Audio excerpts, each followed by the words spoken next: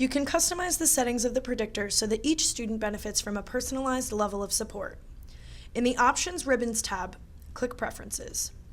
Open the Predictor tab, and here you can select a preset level and see the features of the chosen level.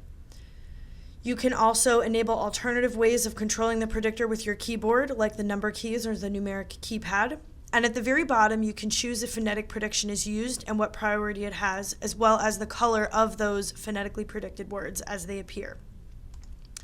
Should you choose to go with a custom level of prediction, you can select how many words the predictor shows, change the font settings and the color that they appear in, as well as the size of the database that the words are chosen from, and prediction options like predicting words from the Smart tab, the next word, and a minimum word length for predictions.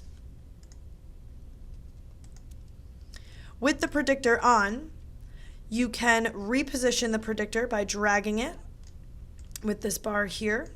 You can turn off the 1, 2, 3 button here, which allows for selection with the corresponding number keys. And you can resize the predictor by dragging from the bottom right corner.